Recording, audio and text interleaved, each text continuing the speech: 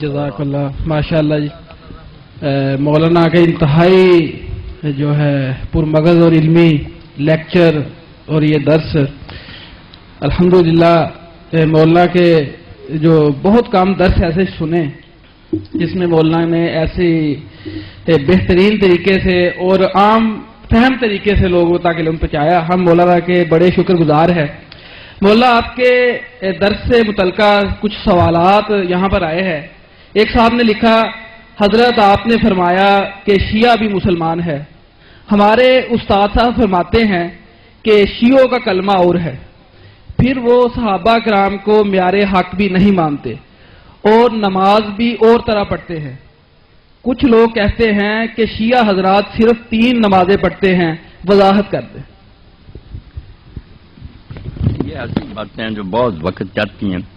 میں نے جو اصولی باتیں کہی تھی ان پر سارے دوستوں کو توجہ مرکوز کرنی, ذہن میں اس کو بٹھاتے ہیں کہ جب کوئی یہ بات مانتا ہے نا کہ اب حضور کے بعد کوئی مرکز ہدایت نہیں آئے گا, جو دین ہم لیں گے نا حضور سے لیں گے, وہ مسلم ہے, اس کو کافر نہیں کہہ سکتے. اب رسول کریم علیہ السلام اس دنیا میں ہمارے سامنے نہیں ہے کہ ہم آپ سے مسئلہ طے کرا دیں. کتابیں جو ہم تک پہنچی ہیں اس میں لوگوں نے بہت مختلف قسم کی رپورٹیں لکھی ہیں. کتابیں سب گروہوں کے پاس ایسی ہیں, بڑی بڑی ہیں, عالموں نے لکھی ہیں, پرہیزگاروں نے لکھی ہیں. ایک طرف ایسی ہسٹری ہے جس میں لوگوں کے ظلم ہی لکھے ہیں جن کو ہم صحابہ کرام کہتے ہیں. میں اور آپ تو چونکہ سنیوں میں پیدا ہوئے, ہمارے دلوں میں تو ان کی حقیقت ہے, ہم سمجھتے ہیں کہ ان کو برا کیوں کہ, مگر آپ ذرا اگر صبر کر کے حوصلہ سے کام لے کر کتابیں دیکھیں ان کی بھی, اور اپنی کتابوں میں جو نشاندہی کرتے ہیں ان کو ذرا دیکھیں اور تھوڑا سا یہ سوچیں کہ بھئی ان کی بات بھی تو کوئی سوچنی چاہیے. پھر میں اس وقت بیان نہیں کروں گا کیونکہ پھر بات پھیل جائے گی, کوئی بدمزگی ہو جائے گی. آپ خود کہیں گے کہ یار وہ بھی معذور ہے. اگر ایسے سلوک انہوں نے کیے حضور کی اولاد سے تو کیوں ان کو پھر نیک کہا. اب وہ بیان کرنے کی باتیں نہیں کہ ان کو کھولا جائے پھر تو شیعہ سنی بحث چھڑ جائے گی. صرف بات یہ کہ جو کسی غریب کو پہنچا نا وہ نہیں کہتا کہ میں حضور کو نہیں مانتے گا, حضور سے پہنچا یہ لگا. ہمیں یہ پہنچا حضور یہاں ہاتھ باندھتے تھے, ہم اہل حدیث یہ باندھنے لگے. حنفی حضرات کو پہنچا کہ ناف کے نیچے بات, کتابوں میں سب باتیں ہیں, کوئی نہیں کہہ سکتا کہ یہ ناف تلے نہیں لکھا یا سینے پر ہی لکھا. اب جس کو جس پر تسلی ہو جاتی ہے کہ میرے خیال میں یہ بات زیادہ درست ہے اس پر عمل کرتا وہ یہی سمجھ کر ہے کہ ہدایت حضور سے لے گی. اب شیعہ حضرات نے دیکھا ان کی بات چھوڑیں, نماز کی بات, اب میں اپنی کتابوں کی بات کرتا ہوں. اگر کسی نے پڑھا ہے تو مصنف ابن ابی شیبہ دیکھے, یہ سب لوگ امام بخاری اور مسلم کے استاد تھے, ان سے پہلے انہوں نے کتابیں لکھی. اس میں الگ باب ہے کہ ان لوگوں کا بیان جو نماز ہاتھ چھوڑ کر پڑھتے. اب اس میں کون آدمی آتا؟ یہ ہم صحابہ کے عاشق کدھر جائیں گے پھر کہ عبداللہ ابن زبیر رسول اللہ کی پھوپھی کے بیٹے ہیں, یہ عبداللہ ان کا بیٹا ہے اور حضرت ابوبکر صدیق کا نواسا, ہاتھ چھوڑ کر نماز پڑھتا, اتنا بڑا صحابی. اور مدینہ منورہ میں, کوفہ میں, بصرہ میں یہ جتنے ہمارے امام ہیں ان کے جو استاد تھے صحابہ کے بعد ان کو تابعین, مدینہ میں جائیں امام سعید ابن مسیب جن کو سید التابعین کا, صحابہ کے بعد سب سے ہاتھ چھوڑ کر نماز پڑھتے. ہماری سنیوں کی کتابوں میں ہم بصرہ میں جاتے ہیں, حسن بصری اور محمد ابن سیرین یہ ہاتھ چھوڑ کر پڑھتے. مکہ میں یا کوفہ میں آتے ابو حنیفہ رحمۃ اللہ علیہ کے استاد دادا ابراہیم نخعی, یہ ہماری کتاب میں. اب کون سی نماز شیعوں کی رگ, ہاتھ چھوڑ کر پڑھتے اور کیا ظلم کرتے, کوئی بات نہیں. ہماری کتاب میں گواہی دیتی یہ نماز پڑھنے والے بھی صحابی تھے, بڑے بڑے تابعین. اور کوئی بات بتائیں, یہ کلمے کی کیا بات ہے؟ کلمے کی کوئی بات نہیں, یہ بھی انہوں پڑھ مولویوں نے بات بنا رکھی ہے. جو کلمہ ہم پڑھتے ہیں ناراض نہ ہونا, آپ بات چل پڑیے. یہ کہاں قرآن میں لا الہ الا اللہ محمد رسول اللہ کو دکھایا مجھے قرآن میں, حدیث رسول میں دکھائے, کہیں یہ کلمہ طیبہ نہیں. یہ دو الگ الگ کلمے ہیں, بالکل ٹھیک ہے. لا الہ کہیں لکھا, محمد ہم نے جوڑ لیے.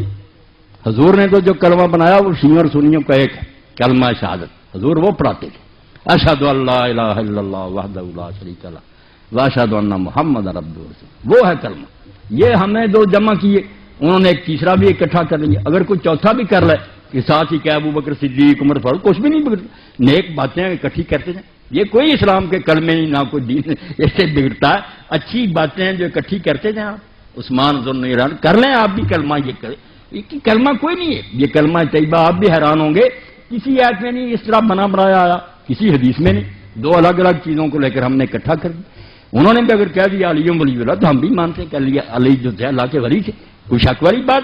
اس طرح کی باتوں سے دین نہیں کوئی بگڑتا. یہ آپ کہہ لیں کہ پیار سے انہوں نے کر لیا, ہمارے ہاں یہ بریلوی دوست ہیں، یہ اذان سے پہلے یہ صلات کہتے ہیں، بعد میں کہتے ہیں، ہم کہتے ہیں حضور نے نہیں کہی ہے، صحابہ نے اس لیے نہیں کہنی چاہیے، مگر یار اس میں کوئی کون سی کفر کی بات تو کوئی نہیں نا، درود شریف انہوں نے پڑھ دیا، کوئی اسلام سے نکل گیا؟ عقل سے کام لیا کریں، جتنی بات غلط نظر آتی ہے کہ یہ حضور کا طریقہ کہہ لیں، مگر کافر نہیں، کوئی غلط بات نہیں، درود شریف ہر وقت پڑھا جاتا ہے، کوئی صبر سے بھی کام لینا، کچھ نہیں بات۔ اور کون سی بات چیزوں نے کہہ دی؟ ہاں، 3 نمازیں کوئی نہیں پڑھتا، کوئی مسلمان نہیں کہتا کہ 3 نمازیں، سب جانتے ہیں کہ 5 نمازیں، ان کے 5 کے نام ہیں، 5 کی رکعتیں سارے مسلمانوں کی ایک ہیں کہ 2 فجر کی ہیں، 4 ظہر کی ہیں، 4 عصر کی ہیں، 3 مغرب کی ہیں، 4 عشاء کی، شیعہ کی بھی اتنی ہیں، سنیوں کی بھی اتنی۔ اب مسئلہ کیا ہے؟ جمع بین الصلاتین، کہ 2 نمازیں اکٹھی پڑھی جا سکتی ہیں کہ نہیں۔ یہ جب ہم پرانی حدیثوں کو دیکھتے ہیں، ٹھیک ہے جب زید آ جاتی لوگ زید میں دور تھے، شیعوں کی کتابیں میں نے پڑھی، ان کے علماء بھی میں جانتا ہوں، وہ سارے مانتے ہیں مگر روک نہیں سکتے، جانتے وہ بھی ہیں کہ الگ الگ 5 وقتوں میں پڑھنا، ہماری طرح وقت لکھے ہوئے ہیں کہ زور یہاں تک ہے، اثر یہ بالکل ہمارے والے طریقے ہیں، صرف فرق یہ ہے کہ حضور نبی کریم صلی اللہ علیہ وسلم نے یہ اب ہماری زید ہے کہ ہم نے اکٹھی کرنی چھوڑ دی، رسول کریم علیہ السلام سے صحیح حدیث ہے، چاہے امام ترمذی کہتے ہیں اس پر کسی نے عمل نہیں کیا، یہ تو آپ کی اپنی مرضی، حدیث میں کوئی خرابی ہے کہ آپ نے مدینے میں ہوتے ہوئے نہ سفر تھا، نہ بارش تھی، نہ خطرہ تھا، نہ بیمار تھے، زور اور عصر کی 2 نمازیں اکٹھی پڑھائیں، 4 فرض اس کے 4 اس کے 8 مغرب اور عشاء کی، بالکل صحیح حدیث، کوئی شک نہیں۔ اب بلا وجہ اکٹھی کی، ابن عباس سے لوگوں نے پوچھا، ابو ہریرہ سے پوچھا کہ حضور نے ایسا کیوں کیا؟ جب کوئی مجبوری نہیں فرمایا، اسی لیے کہ امت سے تنگی دور ہو جائے، امت کو پتہ چل جائے کہ اکٹھی بھی پڑھ لیں کوئی بات نہیں، تو سنت ہے یہ شیعہ تو کرتے ہیں، مگر ان کی زیادتی کہ انہوں نے عادت بنا لی، یہاں سے خود یہ شیعہ مسر کے بھی خلاف ہیں، ان کی کتابیں بھی یہ نہیں کہتی کہ روز اس طرح پڑھو، 5 اذانیں ہونی چاہیے، 5 وقت ہیں، مگر صرف اکٹھی کی جا سکتی ہیں۔ مسئلہ اتنا تھا کہ جائز ہے اگر کوئی کر لے، ہم نے ضد کر لی کہ کرنی نہیں اکٹھی کی تو کافر ہو جائیں، ہم بھی جھوٹے ہیں، جب جی چاہے اکٹھی 2 نمازیں پڑھ سکتا ہے، ظہر عصر مغرب عشاء جائز۔ ان کی وہ ضد غلط ہے کہ روزانہ پڑھنا، یہ ان کے مسلک میں نہیں، ان کی بھی شرارت ہے، کتابیں ان کی نکال کر دکھاؤں گا، ان کے علماء کے فتوے دکھاؤں گا، ہماری طرح 5 اذانیں دیں 5 وقتوں، اصل یہی ہے، مگر کبھی اگر اکٹھی کو کر لے تو بیٹا اتنی بات تھی کہ وہ جائز، ہم نے ضد کر لی کہ نہیں پڑھنی، انہوں نے کر لی کہ ہم نے جان بوجھ کر اسی طرح پڑھنا ہے، یہ چیڑ بن گئی۔ مسئلہ اتنا ہی ہے کہ بلا وجہ بھی زور عصر کو مغرب عشاء کو اکٹھی کیا جا سکتا ہے، اس میں نہیں وہ کوئی بری بات کہتے، جو عادت انہوں نے بنا لی یہ غلط ہے، پڑھتے 5 ہی مگر 2 کر کے اکٹھی پڑھ لیتے ہیں۔ ہاں اور کیا بات؟ شرکیہ غزلیں قصیدے کافی ہیں، مثلا امداد کن از رنج و غم آزاد کن، شاد کن لکھا، ایسا نہیں میں صحیح پڑھتا ہوں، مجھے سب یاد ہے کہ کیا پڑھ دیں، امداد کن از رنج و غم آزاد کن، در دین و دنیا شاد کن یا شیخ عبدالقادر، یہ پڑھتے۔ اب اس کو کہا کہ یہ شرکیہ اور اس لیے وہ کافر ہوگا، شرک مشرک ہے، ایسی بات نہیں کوئی، ٹھیک ہے میں بھی کہتا ہوں ایسا نہیں کہنا چاہیے، نہ پڑھنا چاہیے، مگر جب ان کے علماء سے پوچھا، انہوں نے کتاب میں لکھی، انہوں نے کہا جب ہم کہتے ہیں کہ یا رسول اللہ مدد کریں، ہمیں پتہ ہے کہ مدد اللہ کے سوا کوئی نہیں کرے، بالکل کتاب میں لکھی، جاہلوں کو گمراہ کر دیا، خود بچے ہوئے ہیں وکیلوں کی طرح، بالکل دامن بچایا اگر کا عالم پکڑے وہ فوراً کہتے ہیں کہ توبہ توبہ، رسول اللہ نے کیا مدد کرنی، مدد تو اللہ کرتا، وہ کہتے ہیں ہم جو کہتے ہیں کہ اللہ کے رسول مدد کر یا شیخ عبدالقادر جیلانی مدد کر، ہمارا مدعا صرف توسل ہوتا، ہم دعا چاہتے ہیں کہ اللہ کے رسول ہمارے لیے دعا کر دو، تم زندگی میں مانتے ہو کرتے تھے، ہم اب بھی کہتے ہیں کہ آپ کو فرشتے پہنچاتے ہیں، ہماری درخواست چلی جائے گی حضور خوش ہو کر ہمارے لیے دعا کر دیں، اب اگر دعا کی حد تک بات ہو تو ہم بھی کہتے ہیں کہ نیک آدمیوں سے دعا کراؤ، اس میں کوئی شرک ہے؟ زندوں سے کراتے ہیں کہ نہیں؟ وہ بیچارے بعد میں بھی کہتے ہیں کہ یہاں سے چلے گئے مگر اللہ کے رسول ہیں، درود شریف پہنچتا، بات ٹھیک ہے، تو کہتے ہیں ہماری درخواست بھی اگر چلے جائے گی اور حضور یہ ہماری مدد فرمائیں گے، آپ کسی امیر آدمی کے پاس میری مدد فرمائیں، کوئی میرے پاس آ جاتا مولوی صاحب میری مدد کرے، وہ مدد ہے جو اللہ سے مانگی جاتی، کوئی خیال کیا کرے نا، وہ مدد وہی ہے جو بندے ایک دوسرے سے مانگے، یہ رسول اللہ سے مدد، بزرگوں سے مدد، ان کے علماء کہتے ہیں کہ ہم اتنا ہی مانتے ہیں کہ آپ ہمارے لیے اللہ سے دعا کریں، اگر بات اتنی ہے تو اس کو ہم کفر شرک نہیں کہہ سکتے، یہ الگ بات ہے کہ ہم کہیں گے یار موت کے بعد اس کا ثبوت نہیں ملتا کہ صحابہ نے کبھی ایسا، یہ بحثیں ہوتی رہیں گی، مگر کافر مشرک کوئی نہیں ہوگا، یہ دل پر لکھ لیں کہ ان باتوں سے کوئی نہیں کافر مشرک ہوتا، یہ لوگوں نے بات کو طول دے دیا، بات کو لمبا کر دیا، ایسی نہیں بات، اور کیا کوئی بات ہے پوچھو، کافر والی بات آپ کوئی لائیں، کافر نہیں، بالکل ان گروہوں میں سے ایک میں بھی کفر کی بات ہے، غلطی ہو سکتی، ہم کہیں گے اس کا یہ خیال نہیں درست۔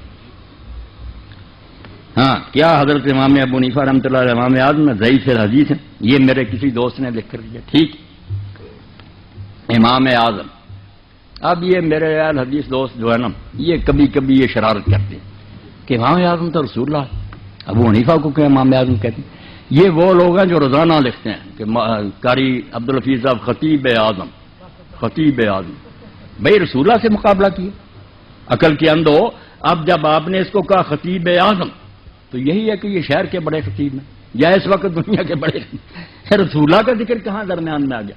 رسول اللہ کو تو مضبانتی ہے کہ ان کو تو زیر بحث ہی نہیں لانا چاہیے، وہ تو امام اعظم ہیں ہی، نبیوں کے بھی امام۔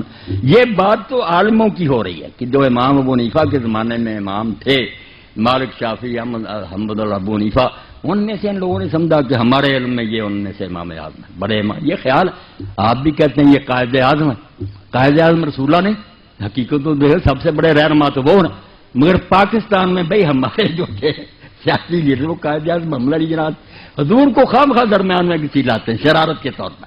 کوئی حنفی غریب نہیں کہتا کہ ابو حنیفہ حضور سے بڑے امام ہے، توبہ توبہ کہہ سکتے، حضور کے تو ادنا امتی ہیں، رسول اللہ کا نہیں مقابلہ، امت کے عالموں کا مقابلہ۔ تو اگر کوئی کہتا شافعی کہ ہمارے خیال میں امام شافعی امام اعظم کہتا رہے، اس کا حسنہ دان، ہم اس کو کوئی دان تو نہیں لگا۔ کوئی حنفی کہتا ابو حنیفہ امام، اور یہ ضعیف الحدیث کی بات بھی ہے کہ حدیث میں ضعیف۔ امام صاحب کے علم اور زود اور تقوی پر کسی نے اعتراض نہیں کیا، بڑے بڑے ان کے دشمن مانا کہ یہ تو بات سچ ہے، پرہیزگار تھے، نیک تھے، عالم تھے بہت۔ پھر بھی یہ بعض لوگوں نے کہا کہ حدیث کے یاد رکھنے میں ان کے حافظ میں کمزوری تھی، کئی مرتبہ ایک حدیث شروع کرتے تھے دوسری حدیث گڑبڑ ہو جاتی تھی، ذوف جو ہے نا حفظ کے میں تھا حدیث کے بارے میں۔ یہ بھی کچھ لوگوں کا خیال، کچھ لوگ کہتے ہیں نہیں ہم نے تو حدیث میں انہوں نے سکھا پایا۔ باقی جو ہے نا دیکھنے کی بات، جیسے ایک زمانے میں کسی نے مودودی صاحب سے کہا کہ آپ نے کہاں سے پڑھا؟ مودودی صاحب رحمۃ اللہ نے کہا میرا کام چھپا ہوا نہیں ہے، چھپا ہوا، اس لیے میری سند کیا پوچھے، چھپا ہوا جو میرے نا دفتر ان سے پڑھ کر اندازہ کرو کہ مجھے کچھ آتا ہی نہیں۔ ابو حنیفہ کی فقہ کوئی آدمی پڑھے پتہ چل جاتا ہے کہ اس بیچارے کو کچھ آتا ہے۔ میں بیچارہ کہتا ہوں ورنہ میرا یقین ہے کہ اس پائے کا کوئی فقہ پیدا نہیں ہے۔ ناراض نہ ہونا، بے شک کہہ رہے حدیثوں میں سے مجھے گننے نہیں، میں نے ان کی فقہ پڑھی، ان کے مسائل دیکھے، یہ جیسے کہہ دیتے ہیں حقیقت الفقہ لکھ دی۔ اب میں نے اس پر جو تبصرہ کیا، یہ تازہ چھپائی سرور اعظم صاحب نے، پرانی تھی شرارت کے طور پر چھاپ دی کہ 500 مسئلہ فقہ کا غلط ہے، اور اس نے تازہ کتابیں منگوا کر نمبر بھی دیا کہ میں نے چیک کر لیا۔ اب میں نے ایک پورا خطبہ دیا اور وہ کتاب واپس اس کو بھیجی نشان لگا کر۔ اب میں نے پوچھا عمران لڑکے سے دی تھی؟ اس نے کہا شرم سے چپ ہو گیا۔ میں نے کہا جن کتابوں کے حوالے دیے وہاں لکھا کہ یہ نکاح جائز ہے، تم نے بنا دیا کہ فقہ کی کتاب میں لکھا ناجائز ہے، جائز کو ناجائز، نکالو کتاب۔ اتنے جھوٹے، اس لیے اللہ کے بندو میں ان بحثوں میں نہیں رجا کہ حنفی ہے یا شافعی ہے یا اہل حدیث ہے، یہ بیچارے ملاؤں کی باتیں ہیں۔ میری بات آپ نے سن لی، میری سطح بہت بلند ہے، میں نے ان لوگوں کو پڑھا ہے، ایمانداری سے پڑھا، اور ان کے اصل دفتر میں نے کنگالے کہ شیعہ کہاں سے چلے اور ان کے علم کیا۔ میں اللہ کو گواہ کر کے کہتا ہوں کہ ان میں بڑے بڑے فاضل پیدا ہوں، ان کے پائے کا ایک بھی نہیں آپ دکھا سکتے۔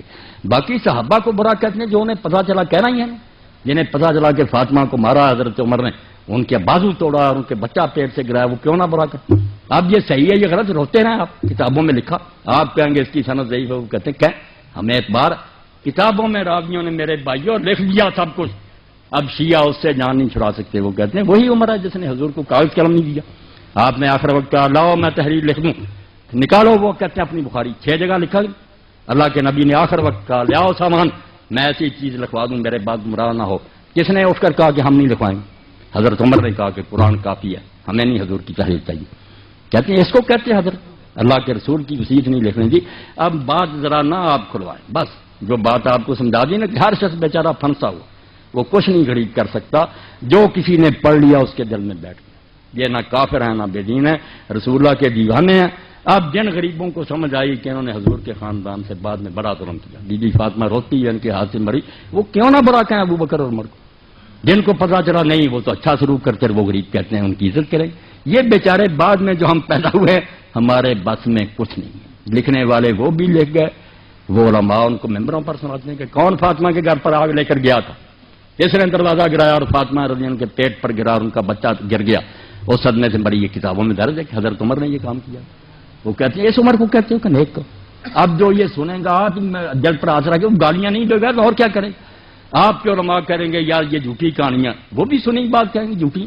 موقع پر نہ وہ تھے نہ یہ تھے. لکھنے والوں نے ظلم بھی لکھ دیے, لکھنے والوں نے ان کے عدل بھی لکھ دی.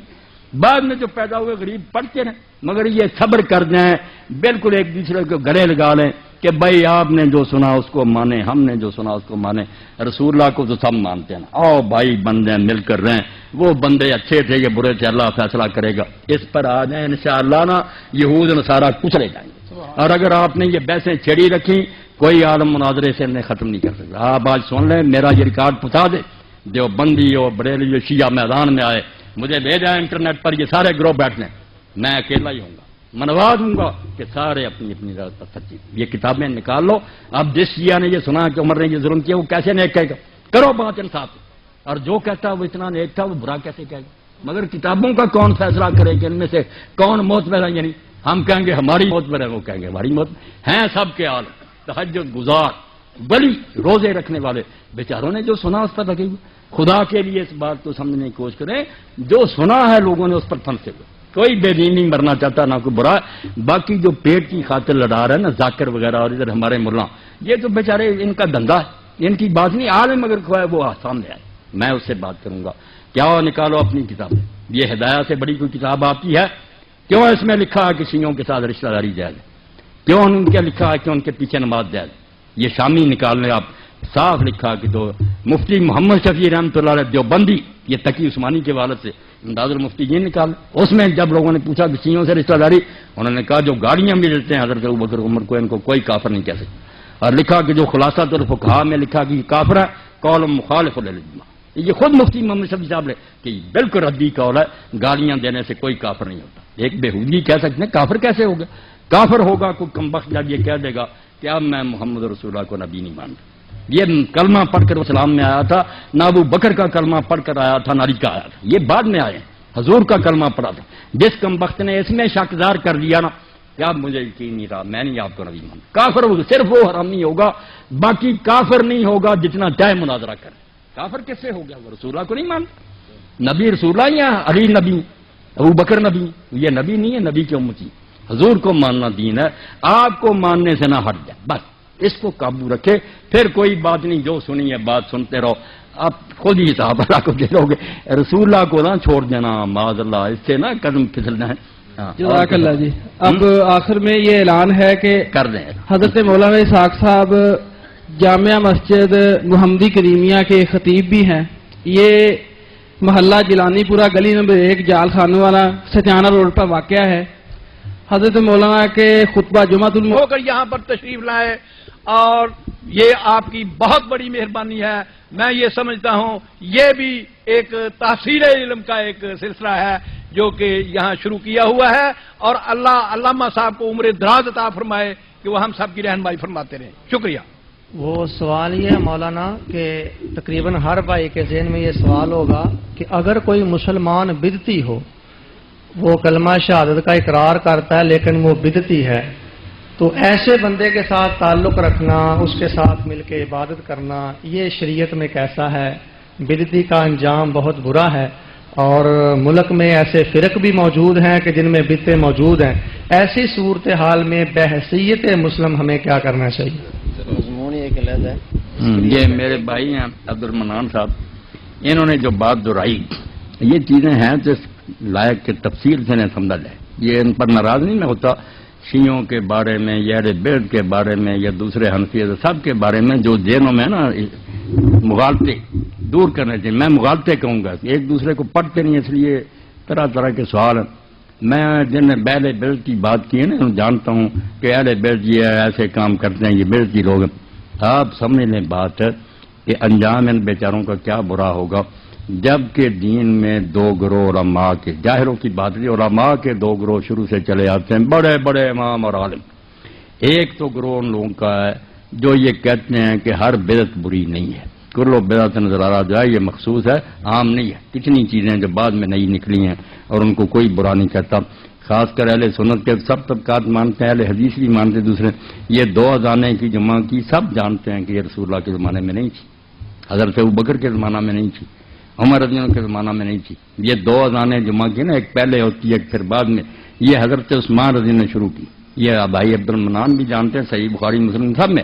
اب کون اس پر کہتا ہے کہ حضرت عثمان بدعتی تھے، یا جو یہ لوگ اذانیں دیتے ہیں 2 بدعتی سارے دے رہے، یہ بدعت نہیں، حالانکہ نئی بات نکلی ہے. تو پھر اس لیے بڑا گروہ علماء کا، بڑے بڑے ان کے نام کیا بتاؤں، وہ کہتے ہیں کہ ہر بدعت سیاح نہیں ہے. بدعت 2 قسم کی ہے، ایک سیاح کہ نئی بھی ہے اور بری ہے، دین کو نقصان اس سے پہنچتا. ایک ہے کہ وہ نئی ہیں باتیں مگر دین سے نہیں بگڑتا، دین کی رونق ان سے بڑھتی، اس کو وہ بدعت حسنہ کہتی ہے. اس کی بہت دلیلیں دیتی ہے. ایک میں نے دے دی، اسی طرح تراویح کی جماعت کے بارے میں کہتے ہیں کہ رسول اللہ نے یہ بند کر دی تھی، حضرت عمر نے اپنے زمانے میں باقاعدہ شروع کی، اب ہر جگہ ہو رہی. تو یہ کہتے ہیں کہ دیکھا چیزیں نئی ہیں مگر اچھی، کوئی بری نہیں. اسی طرح وہ گروہ ہے نا، وہ ان علماء کا ہم یہ امام نووی ہے، ابن عبدالسلام ہے، حافظ ابن حجر فتح الباری میں کہتے ہیں، شوکانی کہتے ہیں، یہ اہل حدیث کے علماء وہ کہتے ہیں بالکل ٹھیک. ہر بدعت بری نہیں، بدعت 5 طرح کی، ایک حرام ہے، ایک مباح ہے، ایک مکروہ ہے، ایک جو ہے نا وہ بالکل واجب ہے، فرض ہے وہ بدعت. کہ یہ بدعتی فرقوں سے جو ہم مناظرے کرتے ہیں، علم کلام کی کتابیں لکھی وہ کہتے ہیں کہاں کی پہلے لکھنی پڑی. تو یہ بحث علمی ہے. وہ کہتے ہیں ٹھیک ہے. ایک گروہ تھوڑا چھوٹا جو کہتا ہے نہیں دین میں ہر بدعت گمراہی ہے، تو یہ مسئلہ علمی ہے، جھگڑے کی بات نہیں. اس بات پر ہم کہے وہ بدعتی ہو گئے. وہ کہتے ہیں اگر ہم نے قرآن کھانے پر پڑھ دیا اذان سے پہلے صلاۃ کے کوئی برا کام نئی ہے ضرور، مگر دین درود شریف کو بھی جائز کرتا ہے، قرآن پڑھنے کو بھی جائز کرتا، تو اس کو وہ بدعت حسنہ میں داخل کرتی ہیں. میں نے بڑے بڑے علماء کا حوالہ دیا، عبد المنان صاحب کو میں پھر بعد میں بھی دکھاؤں گا، بڑے بڑے کہ ہر بدعت کو نہ برا کہو، کئی چیزیں بدعت ہوتی ہیں مگر بہت اچھی ہوتی. وہ اس پہ لگے ہوئے وہ علماء جو ہیں بیچارے کہتے ہیں ہم مانتے ہیں کہ یہ چیزیں سب نئی ہیں مگر کوئی بری نہیں. میلاد شریف نئی بات ہے مگر یار سال بعد حضور کی محبت بڑھاتے ہیں، رونق بڑھاتے ہیں، مسلمانوں کو توجہ دلاتے ہیں، کتنا نبی اعلیٰ تمہیں خدا نے دیا.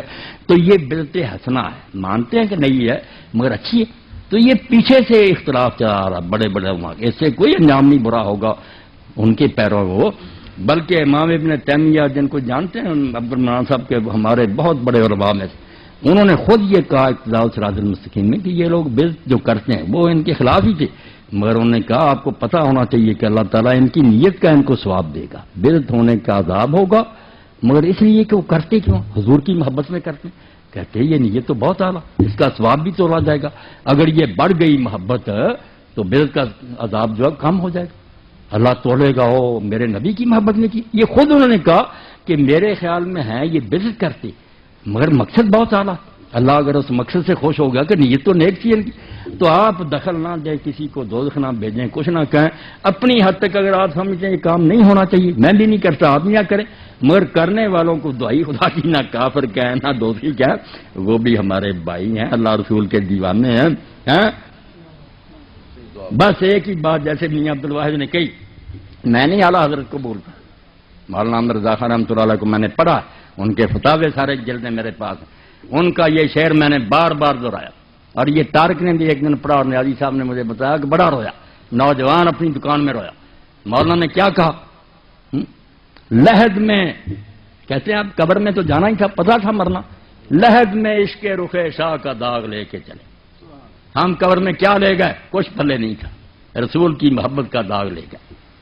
دل پر داغ لگا ہوا تھا، فرشتوں نے دیکھا لحد میں عشق رخ شاہ کا داغ لے کے چلے، اندھیری رات سنی تھی چراغ لے کے چلے. کیسے دوزخ میں آپ بھیجتے ہیں، مجھے تو حیرانی. اللہ سے ڈر جائیں، کسی کو نہ دوزخی کہیں نہ کافر کہیں. آپ کے علم میں جو بات ہے نا کہ صحیح اس طرح ہونا، آپ بے شک کریں مگر دوسروں کے پیچھے لٹ لے کے نہ جائیں. آپ یہ روایتیں میں پڑھ دوں، نیازی صاحب جیسے ابن ماجہ میں یہ لوگ پڑھ لیتے ہیں کہ بدعتی کا اللہ نہ حج قبول کرے گا، نہ روزہ قبول کرے گا، نہ اس کی توبہ قبول کرے گا. یہ بہت پیش کرتے رہتے ہیں، جو بندی عالم بھی پیش کرتے ہیں، مولانا سرفراز صفدر صاحب یہ بھی کرتے ہیں اہل حدیث. اور میں کہتا ہوں اس موضوع روایت کو پیش کرتے ہیں. وہ تو دوزخ میں جائیں گے ہی نہیں، آپ چلے جائیں گے. یہ حدیث جھوٹی ہے، ضعیف بھی نہیں، موضوع ہے. من گھر کے روایت کی بنیاد پر ان بیچاروں کو کہتے ہیں ان کا روزہ حج قبول نہیں. پہلے آپ تو اپنا علم کمپلیٹ کریں نا، کہ جو باتیں آپ کہتے ہیں وہ ٹھیک ہے، آپ خود ہی حدیثیں جل ہی لیے پڑے کہ بےزتی کے اللہ توبہ نہیں قبول کی، یہ بھی حدیث ضعیف ہے، کوئی صحیح نہیں. آپ خدا کے لیے ڈر دیں. بالکل کسی بیچارے کچھ نہ کہو. میں تو اللہ کی قسم جب جاتا ہوں دیکھتا ہوں بریلیوں مجھے وہاں بھی خوشی ہوتی کہ یہی میرے نبی کے دیوانے.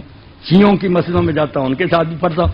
مجھے کیا تکلیف, وہ اللہ کے رسول کا کلمہ پڑھ, مجھے رسول کی نسبت سب سے پیاری ہے. یہ گوار ہے آپ دن قیامت کے کیا دیں کہ مولوی صاحب نے کہا تھا میں ہر شے چھوڑ سکتا ہوں مگر اپنے نبی کے نام لینے والے کو نہیں چھوڑ سکتا. مجھے نہیں اس سے ناراضگی, آپ ناراض ہوتے رہے. وہ کسی بزرگ کو نہیں مانتا, نہ مانے, میرے نبی کو مانتا. بس آخری ایک حوالہ عبد المنان جی سنیں آپ, یہ اس کی بات ہے جس کو ہم اہل سنت شیخ الاکبر کہتے ہیں کہ اولیاء کا سردار ہے وہ محی الدین ابن عربی. وہ خود لکھتے ہیں لطائف المنن کے کہ میرے جو شیخ تھے پیر شیخ ابو مدین مغربی. اب شیخ ابو مدین مغربی میں سب کو جانتا ہوں نا, ان مولانا کی طرح وہ شیخ عبد القادر جیلانی کے خلیفہ تھے. شیخ عبد القادر جیلانی پیران پیر کے خلیفہ تھے ابو مدین, ان کے مرید تھے شیخ اکبر محی الدین ابن عربی. تو شیخ فرماتے ہیں کہ میں ایک عالم سے ناراض تھا, میرے شہر کا عالم تھا, میں نہیں اس کو اچھا جانتا تھا. کیوں؟ کیونکہ وہ میرے مرشد کے خلاف تھا. وہ شیخ ابو مدین مغربی کو نہیں اچھا کہتا تھا, اس لیے میں اس عالم سے ناراض تھا. مگر ہوا کیا پھر, یہ کسی اور نے نہیں بتایا, خود شیخ اکرم نے بتایا کہ میں نے خواب میں اللہ کے رسول کو دیکھا اور حضور کو اتنا ناراض پایا کہ اتنا ناراض کبھی نہیں کسی کو دیکھا. حضور نے پوچھا کہ محی الدین تو فلاں عالم سے ناراض ہے, پلے باندھو اس بات کو, نہ رو صحابہ کو نہ کسی کو, نبی کو رو. پوچھا میرے اس عالم سے کیوں ناراض ہے, اور میں وہ میرے پیر کو اچھا نہیں جانتا. تو محی الدین کہتے ہیں حضور نے رنج سے فرمایا کہ تیرے پیر کو نہیں مانتا, مجھے مانتا یہ نہیں مانتا. اور ظالم تیرے پیر کو ماننا کب سے دین بنا, مجھے مانتا. حیا کر جا کر اس سے معافی مانگ. صبح ہی جا کر شیخ نے اس سے معافی مانگی کہ میرے پیر کو یار مان یا نہ مان, وہ تو میرے دل کی بات. نبی تو اللہ نے محمد رسول اللہ کو بھیجا, اگر تو اس کو مانتا بات ختم. اس کو اللہ کے لیے کسی طرح آج دل میں بٹھائے نا, آج کے درس کا خلاصہ کہ رسول اللہ کی بات کریں باقی کو چھوڑیں. جو اچھا نظر آتا ہے جس کو وہ اچھا سمجھے, بسم اللہ ادب کرے. جس کو نہیں اچھا نظر آتا وہ برا کرے. وہ بھی برا اسی لیے کہتا ہے کہ اس کو پتا چلا اس نے حضور سے اچھا سلوک نہیں کیا. صحیح پتا چلا یہ غلط, یہ روتے رہے. کتابوں میں لکھا گیا, اب لوگ بعد میں آنے والے کیا کریں. ہاں آپ صحابہ کا عدل سناتے رہیں, وہ ان کے ظلم سناتے رہیں. کتابوں میں نکال دوں گا, دونوں طریقے نکال دوں گا. لکھ لیا لکھ دینے والا, بعد والے غریب پکڑ جائیں. جس کو جس پر اعتبار آ گیا اس پر لگ گیا. شکر کریں کہ کسی کو مانتا یا نہیں مانتا, ایک کو مانتا ہے جس کو اللہ نے آسمان سے بھیجا. وہ کون ہے؟ محمد رسول اللہ صلی اللہ علیہ وسلم. اس کو نہ چھوڑیں اور باتیں آپ ختم. جزاکم اللہ خیر. الحمدللہ رب العالمین والصلاة والسلام علی رسولہ الکریم سیدنا و نبینا و مولانا محمد وعلی آلہ واصحابہ اجمعین. اللہم اغفر للمؤمنین والمؤمنات والمسلمین والمسلمات الاحیاء منهم والاموات. اللہم انصر الاسلام والمسلمین واخذل الکفرۃ والمشرکین.